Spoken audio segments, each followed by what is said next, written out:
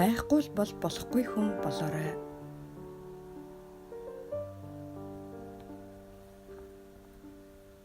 Нэгэн компанид тохиолдсон зүйл.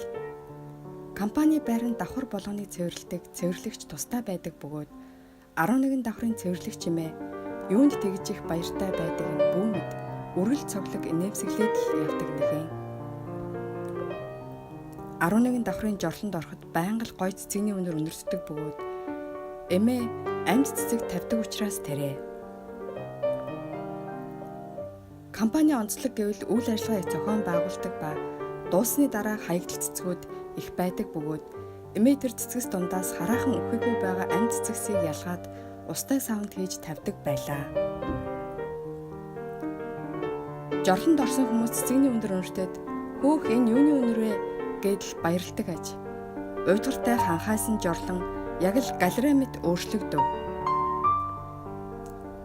Өнгөрсөн хугацаанд цэвэрлэгчид зөндөө олон солигдож байсан ч өдөр бүрийг завгүй өнгөрүүлж буй компани ажилчид ямар хүн солигдож байгааг огт анзаардаггүй, мэддэг ч үгүй байлаа.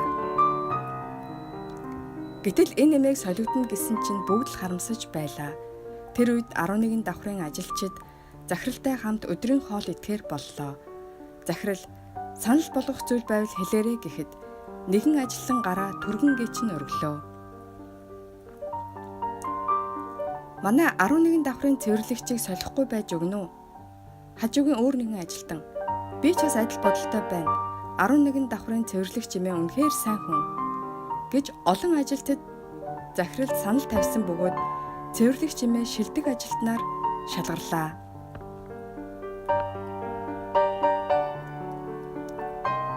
Хурал болсон яриаг ам дамжин сонссон эмээ хэн нэгний хайсан цэцгийг авчраад тавьсанс өөр сүртэй зүйл байхгүй шүү дээ гэд нулимс урсгалаа. Гарцаагүй хэрэгтэй хүн сүртэй том зүйлийг хийдэг хүн бишээ. Өөрийн байгаа байранда чадах зүйлээ хийж тэрхүү ажлаа баяр баясгалантай талархлын сэтгэлээр хийж буй хүн гагцхүү тэр хүн л хэрэгтэй хүн бөгөөд байхгүй бол болохгүй хүн юм аа.